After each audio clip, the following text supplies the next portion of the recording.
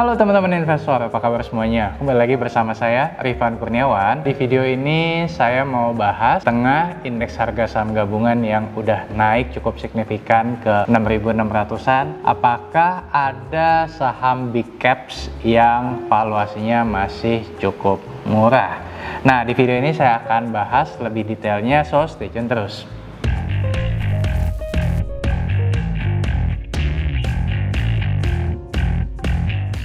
Nah, seperti teman-teman ketahui, kurang lebih selama 1 bulan terakhir, indeks harga saham gabungan naik cukup signifikan ke level sekitar 6.600-an. Dan ada banyak harga saham yang naik cukup banyak, cukup signifikan, dan ini menyisakan pertanyaan, apakah kira-kira ada saham yang masih layak untuk investasi yang valuasinya masih belum terlalu mahal. Nah, di sini saya coba gunakan cheat sheet, teman-teman. Nah, cheat sheet ini adalah tools yang diproduksi oleh saya dan teman-teman di RK Team. Nah, jadi cheat sheet ini adalah rangkuman dari analisa laporan keuangan lebih dari 700 perusahaan di Bursa Efek Indonesia. Nanti linknya saya taruh juga di kolom deskripsi. Jadi, pertama kita masuk ke cheat sheet-nya dulu nih, teman-teman. Ya, kita coba sortir ya. Di sini kalau teman-teman lihat di kolom X akan menemui kolom market cap ya dalam miliar rupiah. Nah, di sini kita pengen coba filter saham-saham yang big caps. Jadi kita coba keluarkan dulu saham-saham yang second liner atau third liner.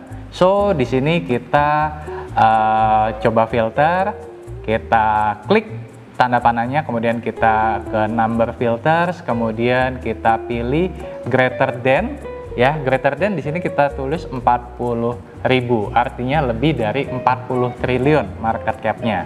Di sini kurang lebih akan muncul kurang lebih sekitar 40 perusahaan yang memiliki market cap di atas 40 triliun rupiah. Nah, pertanyaannya tadi, apakah ada saham yang valuasinya masih cukup reasonable di tengah indeks harga saham gabungan yang udah naik ke 6.600-an. So, di sini kita coba geser ke bagian, let's say misalkan price to earning ratio ya. Nah, di price to earning ratio ini ada di kolom LL. Di sini kita juga coba filter, misalkan kita cari saham yang saat ini price to earning ratio-nya masih di bawah, kita ambil 20 kali. Ya, mungkin kita nggak terlalu ketat 10 kali karena ya indeks harga saham gabungan juga udah meningkat cukup signifikan ya. Jadi kita lebih longgarkan, kita ambil 20 kali.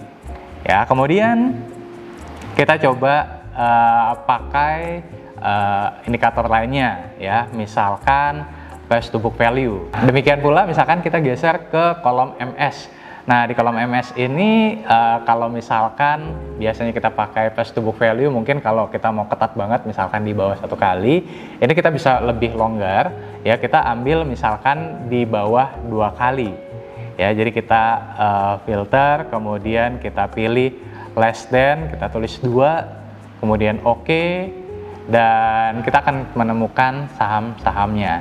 Nah, supaya lebih mudah, saya coba dari cheat sheet ini saya kumpulkan datanya di tempat yang terpisah, dan ini dia hasilnya. Jadi kalau kita lihat dari market cap-nya dulu ya, market cap-nya tadi kan kita ambil di atas 40 triliun.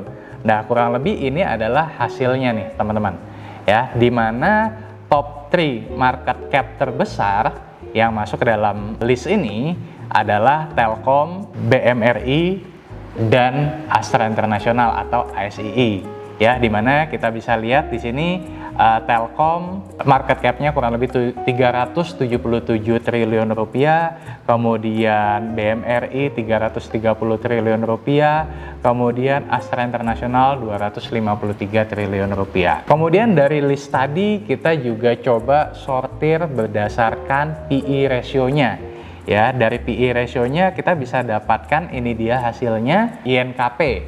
Ya, INKP ini PE ratio-nya saat ini sekitar 6 kali, INDF 8,7 kali, Bayan Resources sekitar 9,6 kali, dan seterusnya. Ini teman-teman bisa lihat di sini ya. Oke, kita lanjut lagi dari sisi price to book value-nya. Nah, ini kita ambil price to book value di bawah 2 kali ya. Di sini kita coba urutkan juga, dimana kalau dari sisi price to book value Yang terendah itu ada INKP, ada Adaro, dan ada BBNI. Ya, di mana INKP saat ini PBV-nya itu 0,7 kali, kemudian Adaro itu 1,1 kali, dan BBNI juga di 1,1 kali. Kemudian kita coba lihat dari sisi price to cash flow ratio-nya. Nah, price to cash flow ratio juga kita ambil yang lebih renggang ya, yaitu di bawah 15 kali.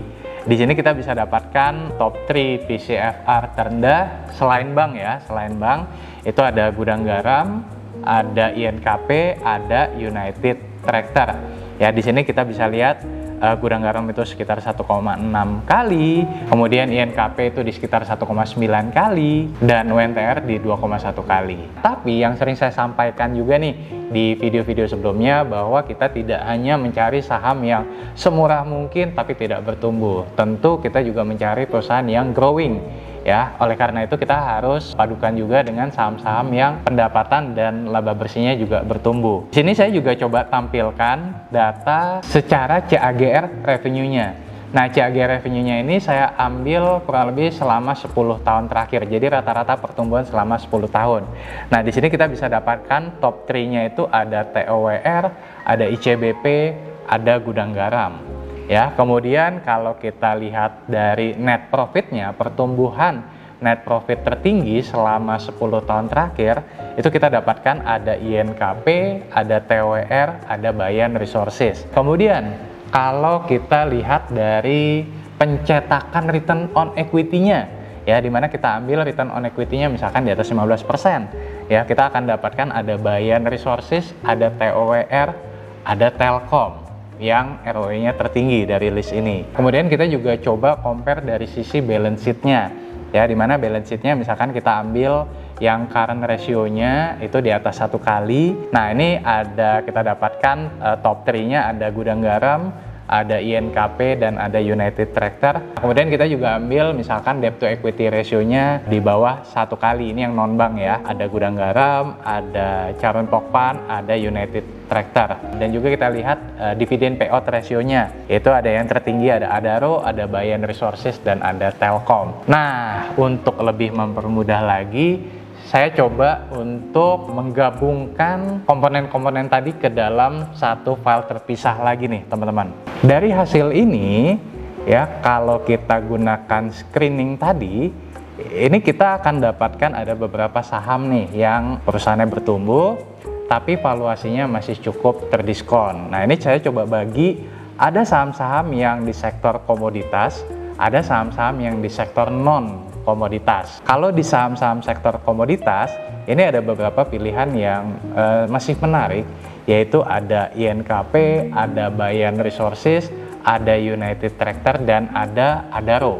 Ya, dimana kita lihat satu persatu di sini, misalkan kayak INKP, ya, INKP PI masih 6 kali, PBV 0,7, price to cash flow ratio 1,9, kemudian perusahaan ini juga bertumbuh revenue-nya 7,4% per tahun, kemudian net profit-nya bertumbuh 49% per tahun. Nah, ROE-nya mungkin sedikit di bawah 15% ya, sekarang di sekitar 12%. Current ratio masih pas di 1,0 kali, debt to equity ratio-nya 0,87 kali. Kemudian untuk Bayan Resources ini juga bisa terlihat di sini ya, PI-nya 9,6 kali, PBV-nya 7,1 kali, PCFR-nya 3 kali. Perusahaan ini bertumbuh revenue-nya 8,5% per tahun, kemudian net profit-nya 17,9% per tahun. ROE-nya tinggi ya, 74%, that's why PBV-nya tadi bisa 7 kali. Kemudian current ratio-nya memang sedikit di bawah 1 yaitu 0,7 kali, tapi debt to equity ratio-nya masih 0,64 kali. Dengan dividen payout ratio 92%. United Tractor, ini teman-teman juga bisa lihat di sini, PE ratio sekitar 10 kali masih oke, PBV-nya 1,5, PCFR-nya 2,1 kali, CAGR revenue-nya 3,1%, CAGR net profit-nya 4,3%, dan lain sebagainya. Adaro, ini masih menarik nih, dengan PE 12 kali, PBV 1,1 kali, kemudian PCFR-nya 2,5 kali, CAGR revenue-nya 2,3%, CAGR net profit-nya negatif 0,1%, kemudian ROE-nya sedikit di bawah 15% yaitu 9%. Debt to equity ratio-nya di 0,71 kali. Dan kalau untuk saham-saham di consumer goods, ini ada beberapa pilihan yang menarik, ada INDF, ada Gudang Garam, ada ICBP, ada TWR. Nah, teman-teman bisa lihat juga di sini ya untuk data-data pendukungnya. Selain saham komoditas, kemudian saham non komoditas seperti tadi consumer goods, ya, ini ada juga beberapa saham perbankan yang big caps dan masih cukup menarik ya. Di sini ada BBNI, ada BMRI, ada Bank Mega. Jadi itu ada pilihan-pilihannya, dan di luar sektor komoditas, di luar consumer goods, di luar perbankan, ini ada pilihan lain yang menarik dari sektor telekomunikasi, itu ada TLKM, ada TWR. Nah, ini beberapa pilihan saham yang masih cukup menarik. Tapi balik lagi teman-teman, disclaimer on, ini kita baru sebatas melakukan screening awal dari beberapa rasio yang udah kita sebutkan di awal tadi.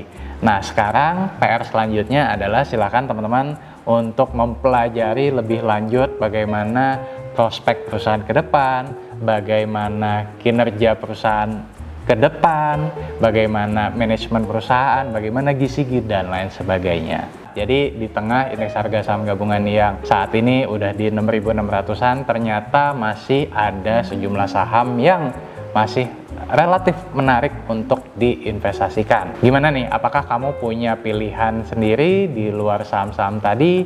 Mungkin boleh juga share di kolom komen. Oke, sekian dulu video dari saya. Semoga bermanfaat. Dan kalau kamu suka dengan video ini, jangan lupa untuk klik like, subscribe, dan share ke teman-teman kamu.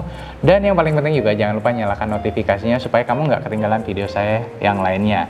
Akhir kata, salam dari saya, Rifan Kurniawan, Indonesia Value Investor. See ya!